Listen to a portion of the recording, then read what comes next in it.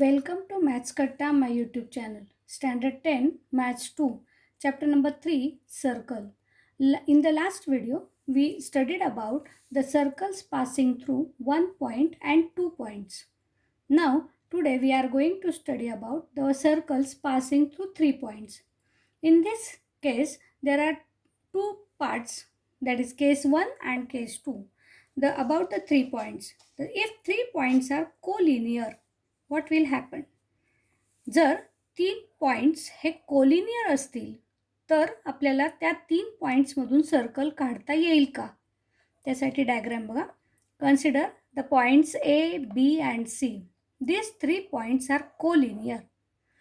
If we try to draw a circle passing through these 3 points, let us try. Suppose this is a circle but it passes only from 2 points, like this here also, or like this here also. Means if you try to draw a circle passing through all the 3 points, you are not able to draw such circle. And therefore, if the 3 points are collinear, then we cannot draw any one circle passing through them. Now, consider the second case. If the 3 points are non-collinear, म्हणजे आता हे 3 points हे एका लाईनवर नाही आहेत, हे non collinear आहेत, तेव्हा कसं करता येईल त्यासाठी आपण डायग्राम बघूया. Consider the 3 points P, Q and R. These are non-collinear points. Now, if the 3 points are non-collinear, first of all, join these 3 points with the segments. Then, draw a perpendicular bisector of any two segments. First of all, draw a perpendicular bisector of QR. Consider this QR. म्हणजे QR आधी observe करायचे, त्याच्यामध्ये निम्म्यापेक्षा जास्त अंतर कंपासमध्ये घेऊन हा perpendicular bisector काढायचा. एकदा क्यूवर आणि एकदा आरवर कंपासचे टोक ठेवून वरती आणि खाली कंस केले आणि आपण परपेंडिक्युलर बायसेक्टर ड्रॉ केला. त्यानंतर draw a perpendicular bisector of any other side. Consider PR. म्हणजे आता PR कन्सिडर केली मी, तर PRच्या मध्ये निम्म्यापेक्षा जास्त अंतर कंपासमध्ये घेऊन पुन्हा खाली आणि इकडच्या बाजूला आणि इकडच्या बाजूला 2 कंस केले आणि आपण एक परपेंडिक्युलर बायसेक्टर ड्रॉ केलेलं आहे. Now this 2 perpendicular bisector intersect each other at point O. Give the name to the point as O. Now you know that the perpendicular bisector theorem, that means any point on the perpendicular bisector is equidistant from the end points. Means from the step 2, means perpendicular bisector of QR. म्हणजे हा QR perpendicular bisector आपण काढलेला आहे, त्या स्टेपवरनं आपल्या असं लक्षात येईल O point is on the perpendicular bisector of QR and therefore OQ is equal to OR. Now, perpendicular bisector of PR is this and O is point on this perpendicular bisector. Therefore, OP is also equal to OR. OP is equal to OR. From these two steps, we can say that OP is equal to OQ is equal to OR. Now, म्हणजे काय की O हा point OP is equal to OQ is equal to OR म्हणजे काय की O पासून हे तीनही पॉईंट्स हे सेम डिस्टन्सवर आहेत आणि म्हणून आपण जर हा सेंटर जर ऑब्झर्व केला आणि कंपासमध्ये OP इतकं किंवा OQ इतकं किंवा OR इतकं कुठलंही अंतर कंपासमध्ये घेतलं आणि O सेंटर घेऊन जर आपण सर्कल ड्रॉ केला तर तो तिन्ही पॉईंट्समधून जातो.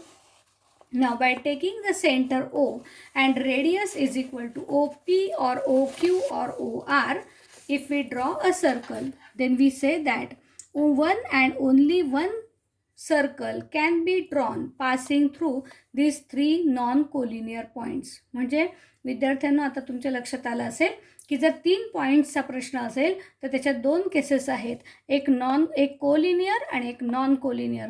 कोलिनियर पॉईंट्स असतील तर एकही सर्कल काढता येणार नाही, पण नॉन कोलिनियर पॉईंट्स असतील, 3 पॉईंट्स नॉन कोलिनियर असतील तर आपल्याला एकच फक्त सर्कल ड्रॉ करता येतं.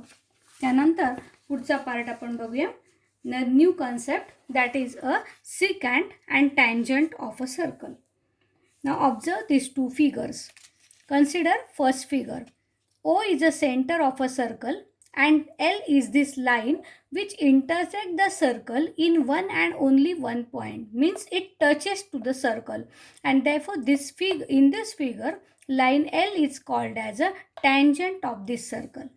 But in the another figure, A is the center of a circle and line M intersect this circle in two different points Q and R. म्हणजे ही line L ही ह्या सर्कलला फक्त टच करते एका पॉईंटमध्ये, म्हणून याला टँजंट म्हणायचं. आणि जर ती लाईन त्या सर्कलला दोन वेगवेगळ्या पॉईंटमध्ये इंटरसेक्ट करत असेल तर तिला सिकँट म्हणायचं. हे लक्षात ठेवा.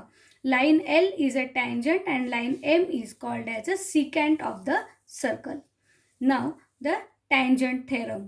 Observe the statement of the theorem that a tangent at any point of the circle, the tangent at any point of the circle is perpendicular to the radius at the point of contact.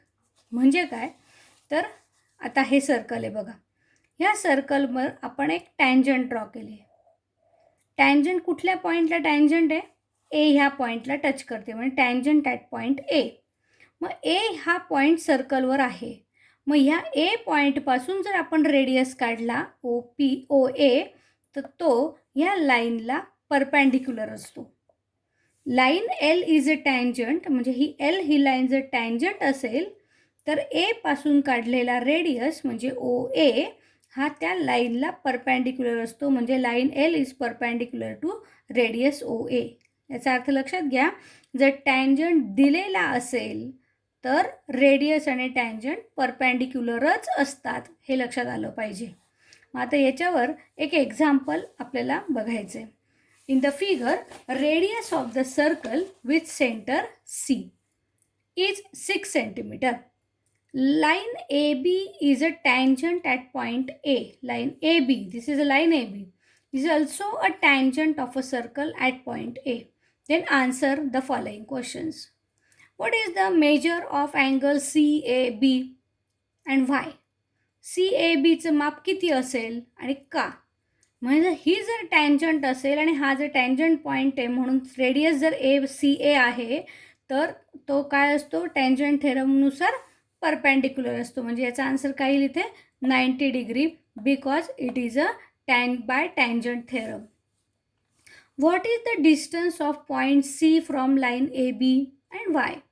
म्हणजे C ह्या पॉईंटचं A B ह्या लाईनपासूनचं distance किती आहे.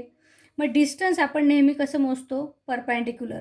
आणि आपल्याला मगाशीच झालेलं आहे की हा परपॅन्डिक्युलर आहे, म्हणजेच हे काय आहे, परपॅन्डिक्युलर डिस्टन्स झालं या सी या पॉईंटचं या ए बी लाईनपासून. आणि ही आहे ऑलरेडी रेडियस, आणि रेडियस त्यांनी दिलेली आहे 6 सेंटीमीटर. म्हणजेच सी एचं डिस्टन्स लाईन ए बीपासून हे 6 सेंटीमीटर असेल, because it is a radius of the circle. Now distance AB is equal to 6 centimeter again. Find BC. काढता येईल तुम्हाला, म्हणजे हा रेडियस 6 दिलेला आहे त्यांनी. आत्ता ह्या थर्ड पॉईंटमध्ये ए बी पण 6 दिलेला आहे आणि आपल्याला काढायचं आहे BC. मग कसा काढाल, तर हा परपॅन्डिक्युलर आहे, म्हणजे आपल्याला हा ट्रायंगल जो कन्सिडर करू आपण तेव्हा तो राईट अँगल ट्रायंगल असणार आहे. आणि राईट अँगल ट्रायंगलवरून 2 साईड माहिती असतील तर आपल्याला हायपोटेनियस काढता येणार आहे. पायथागोरसनुसार आपल्याला डिस्टन्स BC काढता येईल. किंवा आणखीनही दुसरी मेथड आहे, ती तुमच्या लक्षात येईल पुढच्या क्वेश्चनवरनं, ते बघा. Measure angle ABC is equal to how many. Measure angle ABC म्हणजे हा जर जॉईन केला आपण तर बी ह्याच्या ठिकाणी किती मेजरचा अँगल होईल. मग आता जर तुम्ही डायग्रॅम बघितली तर AC दिलेला आहे 6 सेंटीमीटर, हा पण 6 सेंटीमीटर, म्हणजे काय झाला, आयसोसिलस ट्रायंगल झाला. आणि आयसोसिलस ट्रायंगल इथे हा BC जॉईन केलेला असणार आहे आपण तेव्हा. मग BC जॉईन केल्यानंतर हा ट्रायंगल जर आयसोसिलस ट्रायंगल असेल तर त्याचे बेस अँगल्स कॉन्ग्रुअंट असतील. ऑलरेडी हा 90 डिग्री आहे, म्हणजे यांची सम 90 डिग्री, म्हणजे प्रत्येक अँगल हा 45 डिग्री असेल. असं एक्सप्लेनेशन तुम्हाला ह्या एक्झाम्पलचं 4th पार्टचं द्यावं लागेल, तेव्हा तुमचा व्हाय हा क्वेश्चनसुद्धा त्याच्यामध्ये कवर होईल. Because it is a isosceles triangle, therefore each base angle is 45 degree. अशा प्रकारे आपल्याला आन्सर्स इथे लिहायचे आहेत. हे मी शॉर्टमध्ये तुम्हाला हिंट म्हणून लिहून दिलेले आहेत. तुम्ही हा क्वेश्चन पुन्हा एकदा सोडवा वहीमध्ये आणि बाकीच्या ह्या डायग्रॅमसुद्धा काढण्याचा प्रयत्न करा. If you like this teaching, then like the video, share it with your friends and subscribe the channel. Thank you.